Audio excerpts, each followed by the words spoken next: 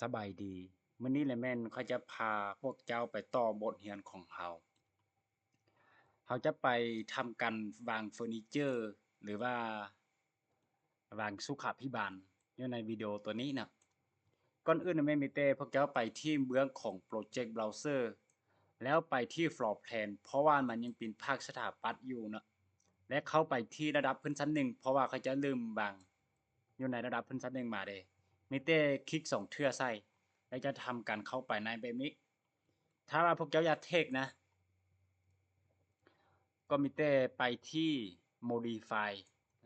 และมีแต่ติดใส่ align dimension ตัวนี้ให้มาเทกการเทกเดก็มีแต่เทกประมาณนี้ใส่จุดนี้เนี่ยเขาจะเทกแบบคร่าวๆซื่อๆนะว่าเงินของเขาจะได้ขนาดบอนี่นะแต่ก็ถือว่าได้อยู่นะและตัว dimension ตัวนี้เจ้าสามารถลิฟต์ออกไปหรือว่าปาไว้แบบนี้ก็ได้นะแต่เขาจะปาไว้แบบนี้และเขาจะทำการไปโหลด Family หรือว่าเฟอร์นิเจอร์เข้ามาวางใส่เฮือนของเรามีแต่นักเรียนออนไลน์นะมีแต่ไปโหลดให้ได้ตัวเทมเพลตหรือว่า Family ที่ให้ดาวน์โหลดไปนั้นนะและเก็บไว้ในโฟลเดอร์เดียวกัน และยังทำกันไป Insert เข้ามานะมีแต่ไปที่แท็บ Insert นี่เลยนะติดเข้าไปในแท็บ Insert และเขาจะทำกันไปโหลด Family ติดเข้าไปในโหลด Family แล้วมันจะถามหาว่า Family ของเจ้าอยู่ไสนะมีแต่เขาจะไปส่องหาของเขาจะเก็บไว้อยู่ในซ่องดีนะแล้วโฟลเดอร์ที่เขียนชื่อว่า Template ลงตัวนี้แล้วมีแต่ติดสนที่เข้าไปในตึมเข้าไปอีกนะไปที่ Family ไปที่ Family ตึมและตัวเฟอร์นิเจอร์ที่เขาจะไปวางแทรกมันเป็นอยู่ในโฟลเดอร์ที่ว่าเฟอร์นิเจอร์ตัวนี้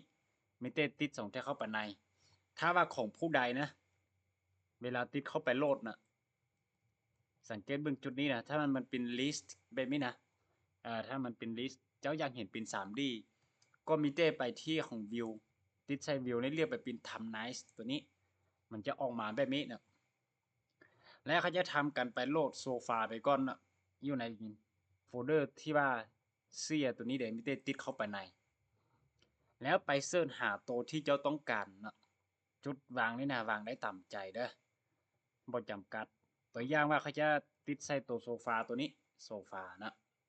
แล้วกดคอนโทรลค้างไว้แบบนี้แล้วเขาจะเลือกไปประมาณ3-4ตัวนี่แหละเพื่อว่าเขาจะทำการไปจัดวางใส่นะมีแต่เลือกได้แล้วนะตัวอย่างเขาจะเลือกได้แต่3ตัวนี้และมีแต่ติดใส่ Open และติดใส่ Open มันจะทำการอัปเดตเข้ามา หลังจากที่ว่ามันทำการอัปเดตเข้ามาแล้วเขาจะทำการไปวางเดก็มีเต้มันจะมาปรากฏตัวอยู่ในเทป Architecture นะและเข้าไปใน Component มีเต้ติดเข้าไปและเรียกไปเป็น Place on a Component ตัวนี้เลยนะแล้วมันจะทำกันไปอยู่ในจุดนี้และห้องนี้นะมันจะเป็นทางย่างหรือว่าห้องโถงแต่เขาจะวางแบบนี้ใส่เจ้าสามารถกดปุ่มยาวๆอยู่คีย์บอร์ดหรือว่าปุ่มสเปกบาร์เขาจะว่าเนาะ และให้มันปิ้นไปมาแบบนี้ปุ่มยาวๆอยู่คีย์บอร์ดนี่นะหรือว่าเขาจะว่าปุ่มสเปกบาร์ไม่ได้ทำการไปวางไส้เขาจะวางให้มันสุดในจุดนี้ก็ไม่ได้วางไส้การวางไส้นะวางไส้แล้วจึงทำการไปจับมีแต่ไซส์อยู่คีย์บอร์ดตัวยับไซส์ยับขวาถ้าว่าเจ้าอยากให้โซฟาตัวนี้ไปจำฝาตัวนี้นะ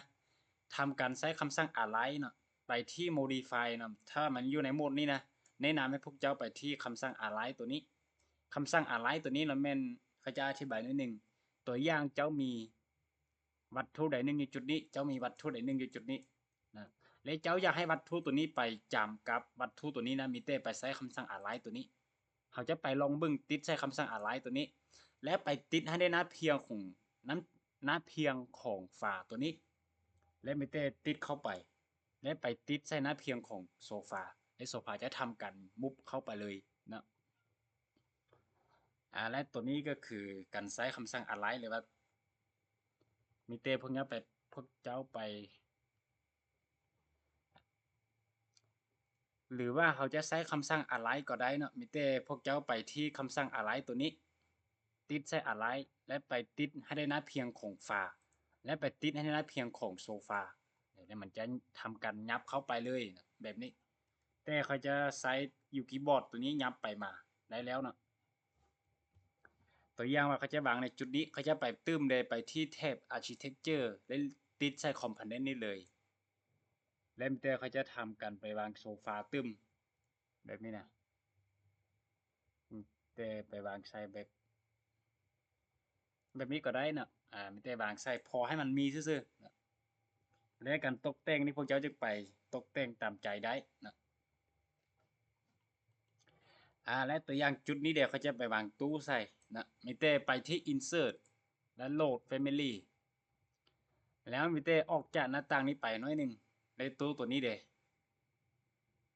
นะเคมไบเน็ตตัวนี้ติดเข้าไปเขาจะเลือกเป็นตู้แบบนี้เลย2ตู้ตัวนี้นะเลือกตัวใดก็ได้นะมีแต่เลือกใส่ถ้าว่าพวกเจ้าอยากเอาตู้ไปใส่ห้องนอนก็มีแต่โหลดเข้าไปโหลดเขาจะใส่เป็นตู้ตัวนี้แล้วกด Open เวลามาฮอดจุดนี้มีแต่ไปที่แท็บ Architecture และไปที่ Component และมีแต่ไปวางใส่และมีแต่ไปวางใส่แบบนี้แล้วจึงไปใช้คำสั่ง Align ถึงนี้ติดใส่แบบนี้นะและอยากให้มันจำจุดนี้เลยถ้าว่าเจ้าอยากเห็นสิ้นส่วนใดหนึ่งที่ตู้แบบนี้ซื่อๆมีแต่ติดใส่แบบนี้แล้วไปที่ Selection Box ติดเข้าไปแล้วมันจะทำการไปเบิ่งแต่ตู้ตัวที่เจ้าต้องการเบิ่งซื่อๆนี่แหละมันก็สีประมาณนี้นะการตกแต่งนะและมีแต่การออกจากหน้าต่างตัวนี้เด้ก็มีแต่ไปที่เบื้องของ Property เนาะและไปที่ Section Box และติดหมายถึงนี้ออกไปแล้วมันจะกลับขึ้นไปเป็น 3D มีแต่เขาจะไประดับพื้นชั้น1แล้วบัดนี้เขาจะทำการไปโหลดเตียงเข้ามามีแต่ไปที่ Insert แล้วโหลด Family แล้วออกจากหน้าต่างนี้ไปในตัวที่เขียนว่าเบดหรือว่าเตียงตัวนี้ติดเข้าไปในเลยแล้วเขาจะโหลดเตียงตัวนี้ไปถ้าพวกเจ้าอยากได้เตียงตัวใดก็ไม่ได้โหลดเข้าไปโหลดติดใส่ได้กด Open เวลามาฮอดจุดนี้ก็มีแต่ไปที่เทป Architecture และไปที่ Component นี่คือเก่าทุกชิ้นส่วนมันจะมาอยู่ใน Component นี้หมดและเตียงตัวนี้เดี๋ยวเขาจะทำการไปวางใส่การวางเตียงตัวนี้นะก็แล้วแต่ที่เจ้าอยากวางใส่เด้อมีแต่กดปุ่ม Space Bar หรือว่าปุ่มยาวๆอยู่คีย์บอร์ดสามารถหมุนไปมาได้นะจะไปวางไปไม่ใส่นะและถ้าผู้ใดอยากเอาเฟอร์นิเจอร์เข้ามาตึมใส่ห้องนอนนี่นะก็สามารถไป Insert แล้วเลิศถ้าว่าผู้ใดอยากเอาเฟอร์นิเจอร์เข้ามาใส่ในห้องนอนนี่ตึมนะก็สามารถไปที่ Insert และไปโหลดเข้ามาตึมนะและในชั้นหนึ่งตัวนี้เขาจะทำการไปวางใส่ห้องครัวตัวนี้มีแต่ไปที่ Insert แล้วโหลด Family และมีแต่ออกจากหน้าต่างตัวนี้ไปแล้วตัวห้องที่เรียกห้องครัวนี่นะมันจะปรากฏตัวอยู่ใน Kitchen ติดเข้าไปแล้วเขาจะเลือกตัวนี้พวกเจ้าสามารถเลือกตู้ยินบอตู้หยังเข้าไปเพิ่มเติมได้หมดเขาจะเลือกเป็นตัวนี้แล้วกด Open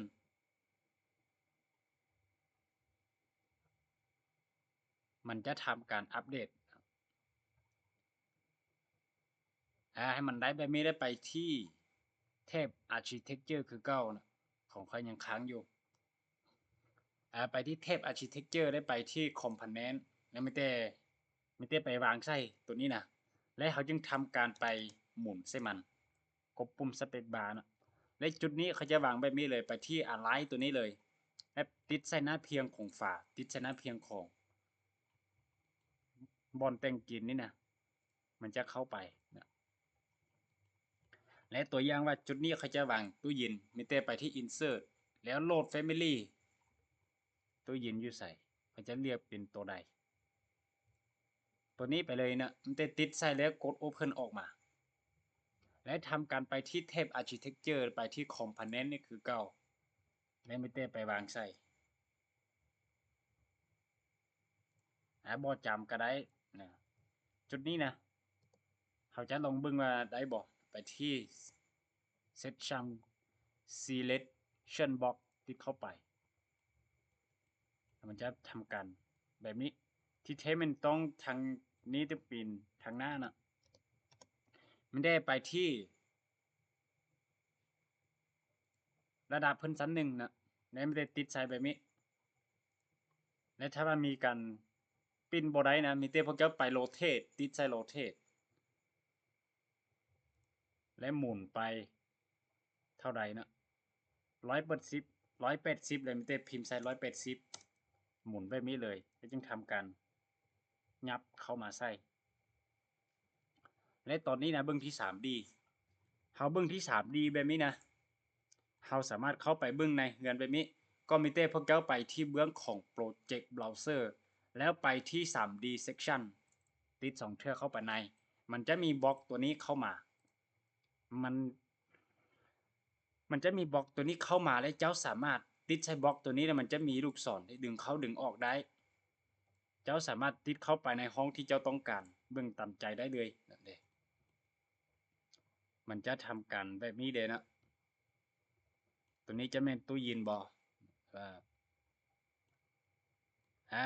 พอที่เขามีไส้ซื่อๆนะตัวกล้องตัวนี้นะพวกเจ้าสามารถติดใส่และยับเขายับออกได้แนะนำให้พวกเจ้าปิ้นรูปด้านนี้เลยแล้วจึงตัดเข้าไปง่ายนะและการวางเฟอร์นิเจอร์อยู่ในชั้นหนึ่งก็สีประมาณนี้เฟอร์นิเจอร์ที่เขาจะได้ใช้นะและโต๊ะกินข้าวในห้องครัวนี่เลยไปที่ระดับพื้นชั้นหนึ่งตัวนี้ก่อนนะเขาจะโหลดเข้าไปแล้วจะวางเฟอร์นิเจอร์ชั้นหนึ่งชั้นสองแล้วจึงไปวางสุขาภิบาลตำหลักนะมิเต้ไปที่ insert อีกทีหนึ่งแล้วโหลด family และถอยเอาจากหน้าต่างนี้ไปหน่อยหนึ่งไปที่ table ตัวนี้ติดเข้าไปเลยและเขาจะทำกันไปเลือกนะเขาจะเลือกเป็นโต๊ะตัวนี้แล้วกด open หลังจากนั้นมิเต้ไปที่เทป architecture และ component มิเต้ไปวางไส้เจ้าสามารถกดปุ่ม space bar ไปมาได้วางไส้แบบนี้นะไปที่ 3D section เนี่ยมันจะมีแบบนี้ออกมาเลยได้ชั้นหนึ่งเนี่ยเขาจะวางประมาณนี้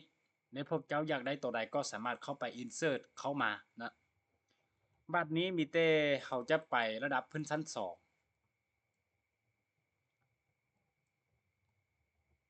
เขาจะใช้ประมาณนี้และเขาจะไปที่ระดับพื้นชั้น2ติด2เชือกเข้าไปเลยเขาจะทำการไปวางใส่ห้องนอนตัวนี้จุดนี้นะถ้าว่ามันทำการที่ว่าตัดสูงเกินไปนะมันจะบ่เห็นประตูปงเยี่ยมบอเนี่ยเข้าไปนี้มีเต้เขาต้องได้ไปปรับค่าเวลเลงเนาะไปที่เบื้องของ property เลยแล้วเลื่อนเมาส์ลงมามันจะมีค่าเวลเลงตัวนี้แล้วติดเข้าไป edit ติดใส่และจุดนี้นะมันจะตัดต่ำโพด2จุดนี้นะแนะนำให้พวกเจ้าเปลี่ยนจากตัวท็อปตัวนี้ไปเป็น 1,200 แล้วตัวคัดแพลนตัวนี้นะตัดประมาณ800เลยแล้วกด apply แล้วกดโอเคไปมันจะทำการเห็นป้องเยี่ยมตัวนี้เดี๋ยวป้องแก้วตัวนี้แล้ววิธีการไปเอามาเลยก็มีเต้ไปที่ insert ติดเข้าไป insert แล้วโหลด family และห้องนอนมิเต้เขาจะไปวางตัวเตียงซื่อๆนะเขาจะไปโหลดเตียงตัวนี้เข้าไปหรือว่าเป็นตู้เป็นอย่างนะพวกเจ้าสามารถโหลดเข้าไปใช้งานได้เด้อแต่ยังจะใช้ตู้ตัวนี้ก่อนและตัวเตียงนะเขาโหลดไปเมื่อกี้แล้วนะมิเต้ใช้ตัวนั้นไปเลยติดใช้ได้กด open ออกมาแล้วทุกโหมดนี่นะมันจะทำกันมาปรากฏตัวอยู่ในแถบ architecture ได้ไปที่ component นี่เลยตู้ตัวนี้ก็เข้ามาแล้วนะมิเต้พวกเจ้ากดปุ่ม space bar ให้ไปวางไส้วางใส่แบบนี้ตัวอย่างเขาจะไปบึ้งตู้มิเต้ติดใส่ก็ถือว่าได้แบบนี้ตู้นะมิเต้ไปที่ property และติดใส่ section box มันจะออกไปแบบนี้แล้วไปที่ระดับพื้นชั้น2และตู้นี้เขาจะวางใส่จุดนี้นะแล้วจุดนี้นะซูมไปใกล้ๆมันจะเจาะเข้าไปในฝาบ่อถ้าพอดีก็แล้วไปก็มิเต้ไปที่เทป architecture และ component ตัวนี้นะพวกเจ้าสามารถติดเข้าไปและเลือก ทุกชิ้นส่วนที่ว่าโหลดเข้ามามันจะมาปรากฏตัวนี้หมดมีแต่เขาจะเลือกให้ได้เตียงนะมันจะอยู่ลุ่มสุดบ่ตัวโซฟานี่นะก็ได้ใช้งานคือเก่ามีแต่เลือกใช้ก่อนก็ได้จะไปวางใช้แบบนี้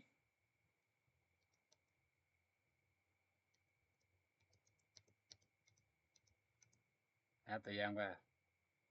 วางใช้จุดนี้นะและมีแต่ไปที่คอมโพเนนต์นี้ต่อเลยได้ไปเลือกเตียง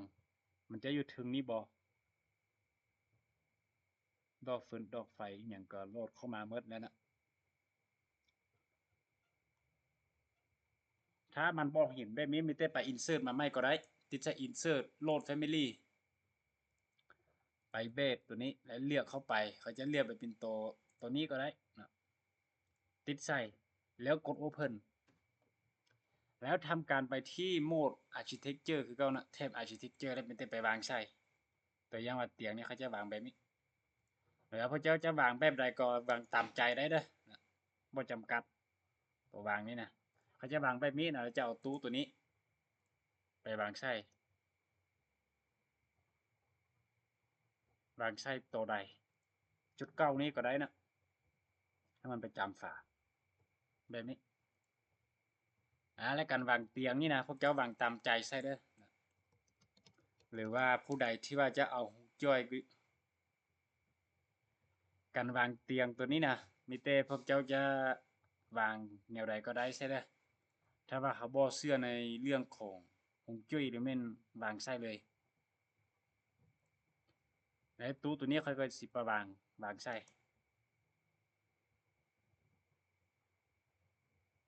แบบนี้นะแล้วตู้ตัวนึงเขาจะไปวางใส่จุดนี้มีแต่ไปที่ architecture และ component ทำการไปเลือกตู้เข้ามาใส่ตู้ตัวเมื่อกี้เขาเคยวางอยู่ในชั้นหนึ่งนะถ้าว่าแบบนี้นะสอนยากไปไม่มีแต่พวกเจ้าไปที่ระดับพื้นชั้นหนึ่งได้ไปติดใส่ตู้ตัวนี้แล้วมีแต่ไปที่กรีดซิมิล่าเขาจะเต็มต่อเลยเนาะติดใส่กรีดซิมิล่าแล้วไปที่พื้นชั้นสองเลยไม่ได้ทำการไปวางใส่มันจะเหงาเกินไปนะเขาจะไปวางใส่จุดเก้านี่แหละวางใส่จุดเก้าตัวนี้ได้จึงทำการไปกดปุ่มสเปคบาร์ให้โซฟาตัวนี้ไปในจุดใดโซฟานี่นะ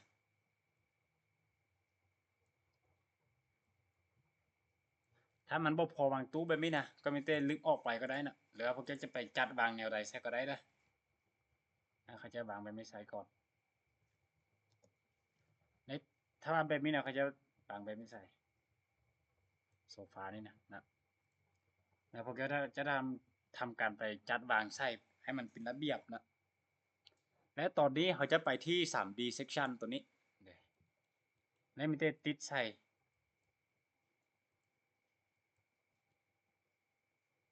ติดใส่แบบนี้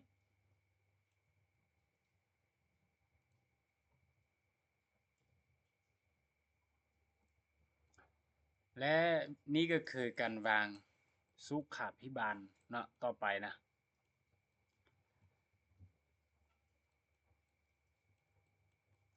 และนี่ก็คือการวางเฟอร์นิเจอร์นะมีแต่เขาจะไปวางสุขาภิบาลก่อนนะมีแต่เขาจะไปลืมอยู่ระดับพื้นชั้นหนึ่งมาเลยในจุดนี้นะแนะนำให้พวกเจ้าวางตามค่อยนะให้วางอยู่ในจุดคือเดียวเลยนะในประตูตัวนี้เดแนะนำให้เปิดแบบนี้นะให้ฝาตัวนี้นะมันจะเป็นฝาเสาได้นะลองเบิ่งว่ามันจะเป็นฝาเสาบ่มีบ่ฝาเสาตัวนี้ไปใส่เลยนะจุดนี้นะเขาจะใช้ฝาเสาเด้อตัวนี้นะไปที่ระดับพื้นชั้นหนึ่งได้ลงไปที่ดอกไฟนี่เบิ่งมันจะลึกออกได้บ่จุดนี้นะที่แท้มันต้องเป็นฝาเสาแต่ว่าลึกออกไปหรือว่าแนวใดได้นะ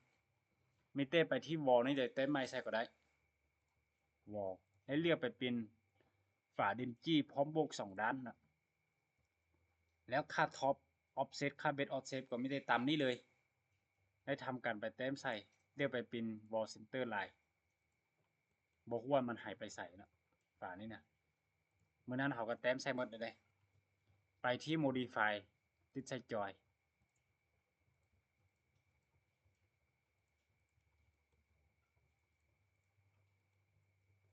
รือว่าพวกเจ้าที่ว่าเรียนมาตามหลังนะ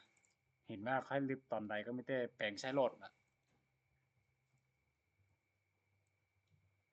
อันจอยเลยนะและเขาจะทำการไปวางสุขาภิบาลนี่ใส่การวางสุขาภิบาลนี่นะมิเต้พวกเจ้าไปอินเสิร์ตตัวนี้วิธีการไปเอามาเด้อแต่ว่าเทมเพลตตัวนี้ค่อยมิเต้โหลดเข้ามาหมดแล้วมิเต้ไปที่อินเสิร์ตได้โหลดแฟมิลี่แล้วมิเต้ถอยออกจากหน้าต่างตัวนี้ไปให้มันเห็นโฟลเดอร์ที่เขียนว่า plumbing นะ plumbing นะมิเต้ติดเข้าไปในเลยและตัวแทงน้ำปั๊มน้ำอยู่ในจุดนี้นะเขาจึงไปโหลดอีกเทื่อนึงก็ได้นะแต่ว่าจุดนี้เขาจะใช้ตัว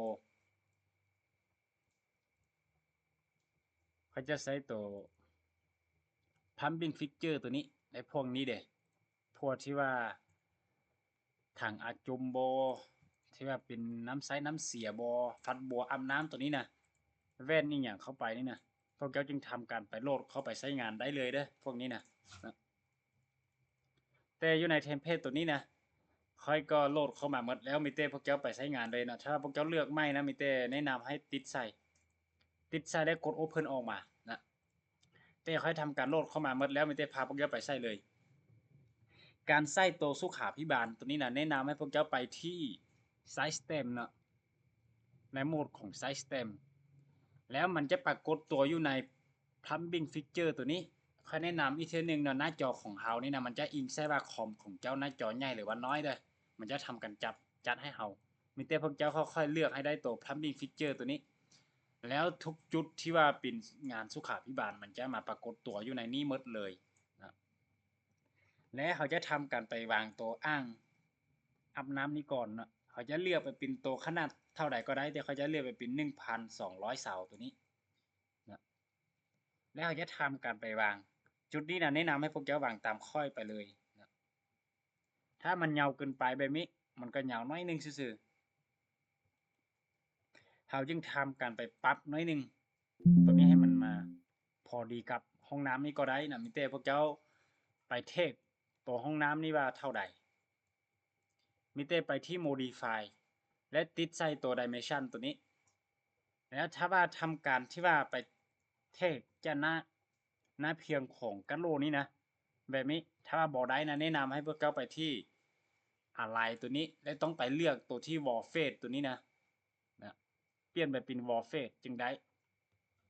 แล้วบัดนี้ตัวอ้างตัวนี้เด้เขาจะทำกันไปปรับค่าน้อยนึงให้มันพอดีซื่อๆนะที่เทมันเขาจะบอกให้ปรับเพราะมันจะเป็นมาตรฐานเลยแต่ว่าจะปรับน้อยนึงให้มันพอดีห้องน้ำของเขาซื่อๆบ่เป็นอย่างนั้นมันจะติดใส่แล้วไปที่ edit type และรวงเงาของมันแม่น buff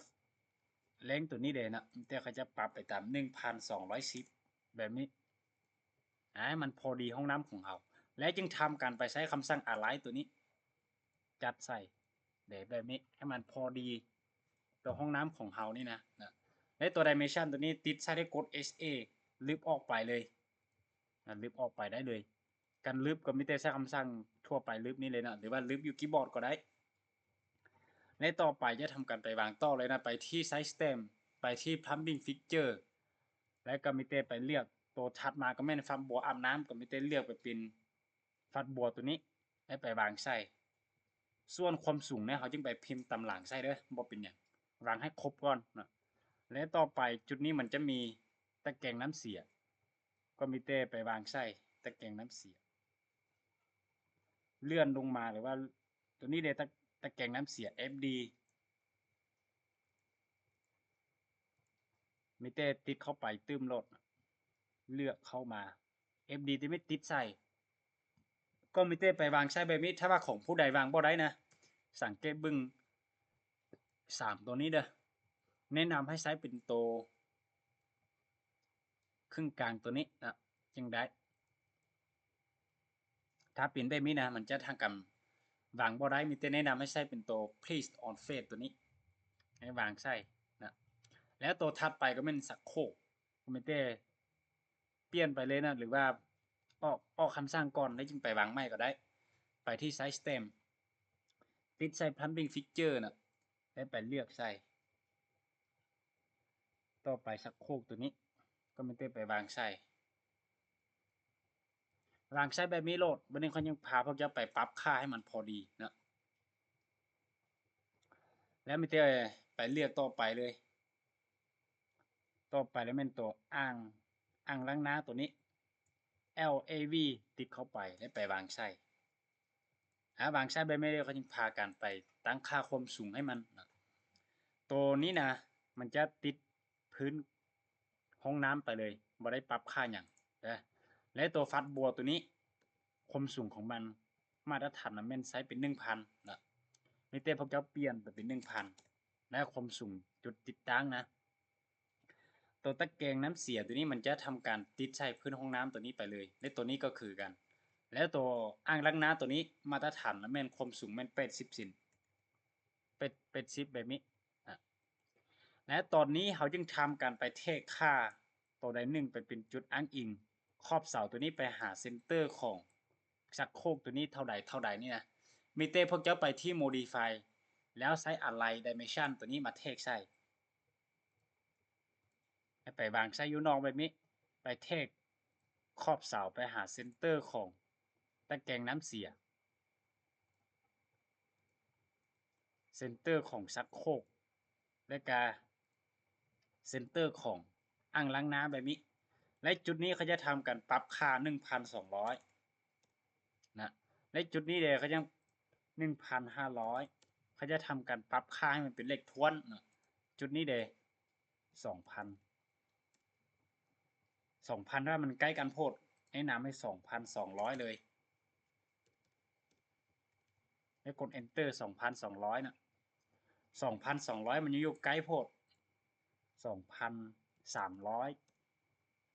2,300 ได้แล้วนะจุดนี้เด 3,200 แบบนี้นะเวลาไขประตูมาประตูตัวนี้นะพวกเจ้าสามารถยับเข้ามาน้อยนึงได้นะและมีเต้พวกเจ้าเอาตามค่าตัวนี้นะยังเหลือตัวนึงเป็นก็อดซีตัวนี้มีเต้ไปที่ Side Stem และไปที่ Pumping Fixture นะและเลือกไปเป็นตัวก๊อกตัวนี้เดตัว RS ตัวนี้ติดเข้าไปแล้วไปพิมพ์ความสูงใส่มันเลยก็ได้นะจุดนี้นะ500หรือว่า50 เซนแล้วมิเต้ไปวางใส่ใกล้ๆแบบนี้และมิเต้50 เซนยังบ่ได้นะ500แบบนี้นะให้มันออกมาแบบนี้และเจ้าอยากเบิ่งจุดใดหนึ่งอยู่ในห้องน้ำตัวนี้ก็สามารถติดใส่แบบนี้และไปที่ selection box ติดใส่เลยมันจะทำกันไปวางแบบนี้ใส่เลย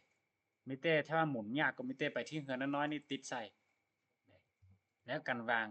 เฟอร์นิเจอร์หรือว่าสุขาภิบาลเนาะสุขาภิบาลก็สิประมาณนี้อยู่ชั้นหนึ่งนะแนะนำให้พวกเจ้าวางตามค่อยนี้นะขนาดแต่ละจุดนี่นะวางตามตัวนี้แล้วเวลาเขาไปแต้มงานระบบนี่มันจะง่ายขึ้นนะและบัดนี้เขาจะไปชั้น2ไปที่ระดับพื้นชั้น2เลยนะไปที่ระดับพื้นชั้น2แล้วเขาจะทำกันไปวางใช่บัดนี้นะไปวางใช่ชั้น2ตัวนี้มิเต้ไปที่ Side Stem แล้วไปที่ Pumping Fixture นะแล้วก็มิเต้ไปเลือกแต่ละจุดนี้เลยฟัดบัวจุดนี้ก็มิเต้ไปวางใส่โลดและแต่ละขนาดแล้วความสูงนะเขาจึงทำการไปปรับใส่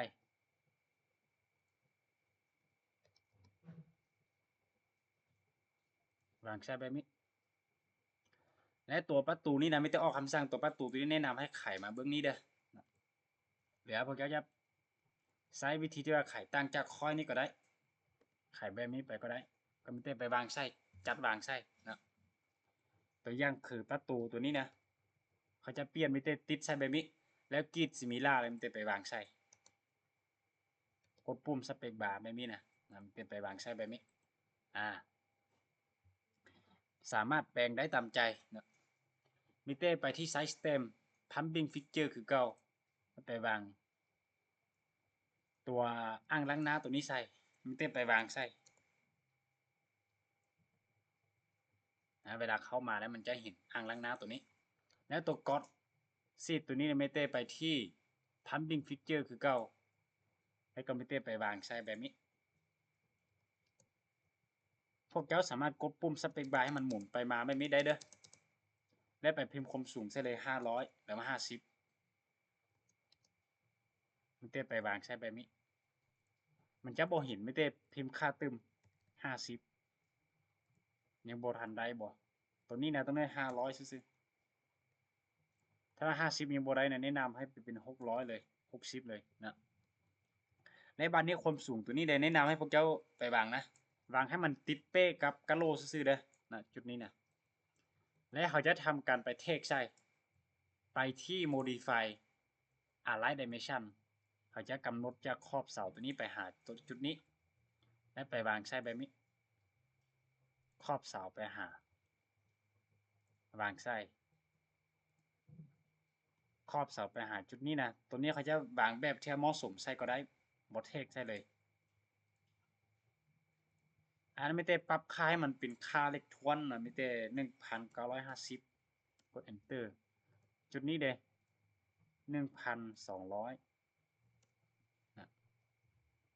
หรือว่า1,100พอดีบ่1,100เขาจะใช้เป็น1,100ก็ได้จุดนี้นะใช้เป็น350ประมาณนี้และค่าตัวนี้เนี่ยและเขาอยากให้ห้องน้ำตัวนี้มีเดียก็ไม่ได้ทำการมินเลอร์เข้ามาเลยไม่ได้พยายามติดใช่แบบนี้แล้วกดคอนโทรลค้างไว้ติดใช่แบบนี้แล้วกดคอนโทรลค้างไว้ไปที่มินเลอร์นี่เลยจับให้ได้เซนเตอร์เอาเมาส์ไปซ้ายหรือขวามันจะทำการมินเลอร์เข้ามาเด้แต่ว่าจุดนี้นะเขาต้องได้ปรับเปลี่ยนหน่อยหนึ่งสองค่าตัวนี้ความสูงเด้ออย่าลืม1,000เด้อ1,000ถ้า1,000เข้ามายังบ่เห็นมิเต้พวกจะไปปรับค่าเวลเลงไปที่เบื้องของ property ตัวนี้เลื่อนลงมาค่าเวลเลงตัวนี้1,200ก็มิเต้แนะนำให้พวกเจ้าไปเป็น1,600เลยมันจะเห็นบ่1,600มันยังบ่ทันเห็นมันจะลงไปลุ่มบ่มิเต้กด Ctrl Z เบิ่ง elevation 1,000มันจะบ่เห็นนะย้อนว่าค่าเวลเลง1,000จึงไปปรับค่าเวลเลงใส่นะค่าเวลเลงจุดนี้เป็น1,000ไหน1,000มันจะพอดีเนาะ1,500ก็ได้จุดนี้นะมันเห็นสูงไปหน่อยนึงและค่าเวลเลงจุดนี้นะแนะนำให้พวกเจ้าเปลี่ยนไปเป็นตามค่อยนี้นะตัวท็อป1,500ตัวคับแผน1,000และก็ตัวบัตทอม-100สองค่านี่นะลบแบบนี้และมีแต่กดโอเคออกมาหลังจากนั้นนะตัวนี้ต้องมีการเปลี่ยนแปลงนิดนึงมีแต่ติดใส่แล้วกดกิดซิมิล่าตัวนี้ไปวางใช้เบื้องนี้นะเพราะว่าเขาจะไปนั่งในไซส์เบื้องขวามือนะลิฟต์ออกไปในบัดนี้ห้องน้ำตัวนี้เดยค่อยก็ยังมีแต่พวกเจ้ากดมินเลอร์เข้ามาเลยเด้อมินเลอร์เข้ามาแล้วมันจะง่ายขึ้นหรือว่ามันจะไวขึ้นนี่แหละมีแต่กดเลือกใส่ได้กดคอนโทรลค้างไว้ถ้าว่าเจ้าเลือกถึกตัวกันโลที่เจ้าบ่ต้องการนะมีแต่กดชิปอยู่ที่บอร์ดแล้วมีแต่ไปติดใส่มันจะออกไปกดคอนโทรลค้างไว้ตึมนะแล้วมีแต่ซุมออกน้อยนึงแบบนี้นะหรือว่าซุมเข้าเลยเขาจะว่าให้มันน้อยแบบนี้แล้วไปที่คำสั่งมินเลอร์ติดใส่ได้ไปหาให้ได้เซนเตอร์จุดนี้ติดใส่ได้เอาเมาส์ขึ้นถึงหรือลงลุ่มสังเกตบึงมุมตัวนี้นะต้องเป็นมุม90องศาเด้อเวลามินเลอร์นะวางใช้แบบนี้เลยมันจะทำกันไปเบื้องนี้เลยในแต่ละจุดนี่นะแนะนำให้พวกเจ้าจึงจัดบางใส่กด Ctrl Z เขาจะติดทึกกระโหลกห้องน้ำนะในจุดนี้นะกด SA ไปเลยแต่ละจุดนี้ต้องได้สูง800นะสูงเป็ด10กด SA เลยมันจะเลือกทั้งหมดสิ้นส่วนเลยนะหรือว่าเป็นตะกรุนเดียวกันที่ว่าเป็นอ่างล้างน้ำตัวนี้และจุดนี้นะแนะนำให้พวกเจ้ามูฟไปเลยมีแต่ติดใช้ได้มันจะออกคำสั่งมูฟนี่นะมูฟมาเลยนะเวลาไปบางใช้มันติดใส่กระโหลกนี่ซื่อๆและติดใส่จุดนี้กิดซิมิล่าไปวางใช้แบบนี้ในเบื้องนี้นะลึบออกไปเลยนะและจุดนี้นะไม่ได้ไปวางใช้อีกวางคือกับตัวเมื่อกี้ที่ว่าเขาวางอยู่ชั้นหนึ่งนี่เลยนะตัวนี้ลึบออกไปติดใช้ได้กิดซิมิล่าไปวางใช้กดปุ่มสเปกบาร์แบบนี้ตัวนี้นะลึกออกไปได้และตัวนี้อย่าลืมไปกดสอบความสูง600ใช่มันเบิ่งว่าอ่า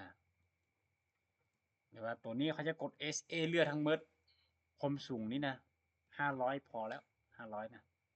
มันจะทำการเพื่อลดลงไปบ่ย้อนว่าพื้นห้องน้ำตัวนี้นะเนาะยังบ่ทันลบค่าลงไปซื่อๆมีแต่พวกเจ้าเลือกให้ได้พื้นห้องน้ำแบบนี้นะมีการลบ50ลงไปเด้อลบ50ลบ50ลงไปแบบนี้ไอ้พวกนี้มันจะทำการพอดีเลย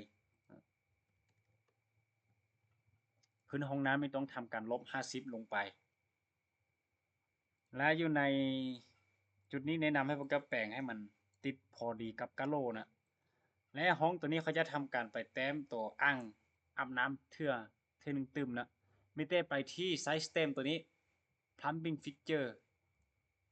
ไม่ได้ไปเลือกบางใช่เขาจะเลือกเป็นตัวเมื่อกี้นี่แหละให้มันพอดีห้องน้ำของเขานะกดปุ่มสเปคบาร์หมุนไปมาไปวางไส้แถวนี้และมิเต้ไปที่ modify และเลือกไปเป็น align ตัวนี้ติดให้ได้หน้าเพียงของกะโหลกติดในหน้าเพียงของกะโหลกแล้วไปติดใส่สุขาพิบาลเขามันจะยับลงไปเลยนะแล้วประตูตัวนี้นะแนะนำให้พวกเจ้าเปิดเบื้องนี้มาเด้เวลาเปิดเข้ามามันจึงบอตามกับตัวนี้หรือว่าพวกเจ้าจะทำกันเปิดประตูห้องน้ำมันเบื้องนี้มาก็ได้แบบนี้นะแล้วตัวนี้ลิฟต์ออกไปนะแบบนี้มานะ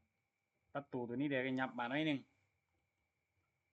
ตัวนี้เดี๋ยวแนะนำให้เปิดแบบนี้นะเวลาเปิดเข้ามานะ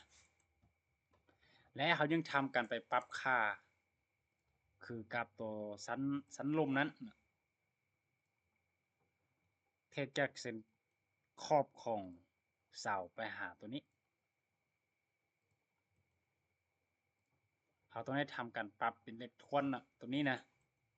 เขาจะใช้เป็น1,000ตัวบัวนี่นะติดใส่ได้1,200นะและการจุดนี้เด2,100นะและตัวนี้เด3,200แบบมีใส่นะห้องน้ำตัวทึงนี้นะเขายังลืมตัวตะแกรงน้ำเสียเด้อมิเต้พวกเจ้าไปวางใช้ไปที่ไซส์สเต็มตัวนี้แล้วติดใส่ plumbing fixture นะและไปเลือกไปเป็นตะแกรงน้ำเสีย FD นี่เด้ FD และทำการไปวางใส่แถวๆนี้นะวางใส่ในแต่ละจุดนี้นะมิเต้วางใส่แล้วจึงทำการแต้มน้ำเสียใส่เลยนะจุดนี้แนะนำให้พวกเจ้าเทคเข้าไปเลยเขาจะไปปรับแบบนี้ไปวางใช้อยู่นอกแบบนี้แล้วติดใส่เขาจะใช้เป็น550ก็ได้นะ550จุดนี้เดเทคไม้ใส่เลยก็ได้ไปวางใช้อยู่นอกเขาจะใช้เป็น900ก็ได้นะ900ให้มันเป็นเลขทวนในจุดนี้นะจะเทคใส่เมื่อกี้ของบทันเขาจะใช้เป็น600นะ600ไปไม่กด enter นะในตัวนี้นะเขาลืมออกไปเลยค่าตัวนี้ไปวางใช้แถบนี้นะติดใช้ไปไม่ได้มินเลอร์มินเลอร์เข้ามาและหลังจากที่ว่าพวกเจ้าวางไปมีเมดแล้วต้องทำกันไปกดสอบอีกเทีนึงมีแต่ติดใส่ตัวอ่างล้างน้ำตัวนี้แล้วกด SA SA นะอยู่หน้าจอของเราเลือกทั้งเมดแล้วไปพิมพ์ค่าความสูงใช่มัน elevation ตัวนี้แนะนำให้800และตัวฟัดบัวอาบน้ำนี่เดกด SA คือเก้า SA เพื่อให้มันเลือกทั้งเมดแล้วไปพิมพ์ค่าความสูง elevation from level ตัวนี้1,000และจุดนี้เดตัวกอดตัวนี้เดมิเตกด SA คือเก้าเลือกทั้งเมดพิมพ์ค่า500ใส่ได้แล้วนะและไปเบื้องที่ 3D section มันจะทำการวางสุขาพิบาลบอเฟอร์นิเจอร์บอเข้าไปนะมิเต้ตัวนี้มันอย่างมันจะเป็นประตูละถ้าว่าเห็นอยู่ใน 3D section ตัวนี้มันยังบ่ทันจอประตูนะพวกเจ้ายังจื้อคำสั่งจอประตูนี้บ่มิเต้ไปที่ modify แล้วติดใส่ตัวจอยตัวนี้ ติดใส่จอยเนาะแล้วไปเลือกกะโหลกไปเลือกใส่ฝามันจะจอประตูแบบนี้ให้เฮาจุดนี้ก็คือกันเบื้องนี้นะถ้าพวกแกยังบ่ทันจอยก็มันจะจอยใส่นะและการวางเฟอร์นิเจอร์บ่สุขาภิบาลบ่ก็สิประมาณนี้เลยเนาะแล้วค่าพวกนี้นะก็สิวางประมาณนี้ถ้าว่าพวกเจ้ามีหยังเพิ่มเติมหรือว่ามีจุดที่ว่าจะวางใส่ก็ไม่แต่ไปวางใส่โลดนะไปวางเติมก็ได้แต่ว่าในก่อนที่ว่าจะจบคลิปตัวนี้นะเขาจะไปแต้มไลค์ลิงก์นี้ใส่ก่อน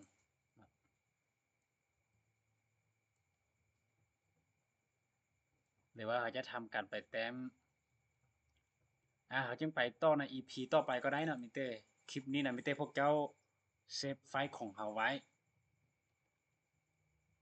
เซสชันบ็อกตีหมายเท่านี้ออกไปอยู่ใน 3D ตัวนี้แนะนำให้พวกเจ้ากดเซฟนะกดเซฟไฟล์ของเขา